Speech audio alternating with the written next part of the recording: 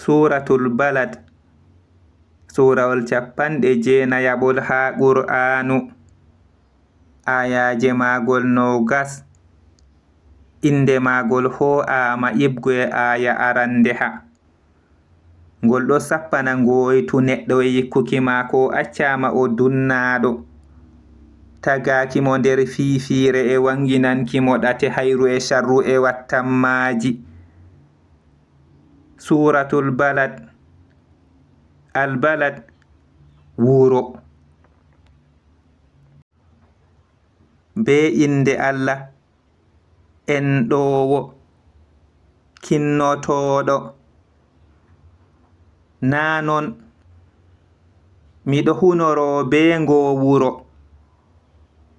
E an a joɗiɗo ha ngo wuro. E saro gorko e ko o danyi. Tabiti haqiqa min tagi neɗɗo nder fiifire. Yeli ka oɗo yikka no goto fu marata bawɗe dow mako na. Oɗo wi'a mi halki jawdi ɗibbindirndi. Yeli ka oɗo yikka no goto fu yi'ayi mo na.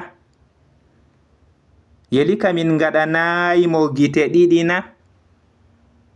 E ɗemgal e tonɗi ɗiɗi. Emin kanditi mo baƴƴitiraje ɗiɗi. Ndenna o yolli chaɗɗum. E ɗume andini ma ɗume chaɗɗum? Feetugo dande. Ma bo nyamnugo nder nyalde jawmire weelo.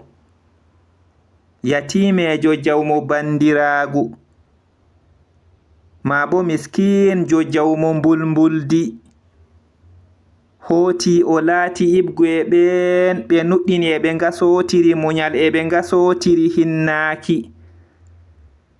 Ɓe aton maɗa ɓe yimɓe nyamre. E ɓen ɓe kufrani ayaje min hamɓe ɓe yimɓe nanre. Dow maɓɓe yite ombotonge. Fiifire. Fiyotirgo be ngendam duniya. Ɗibbindirndi. Njewndindirndi. Yoga dow yoga. Tonɗi. Gotel muɗum tondu. Tonɗi. En français lèvre. Tonɗi. In English lips. Ngasotiri. En français c'est recommandé mutuellement. Ngasotiri. In English recommend one another.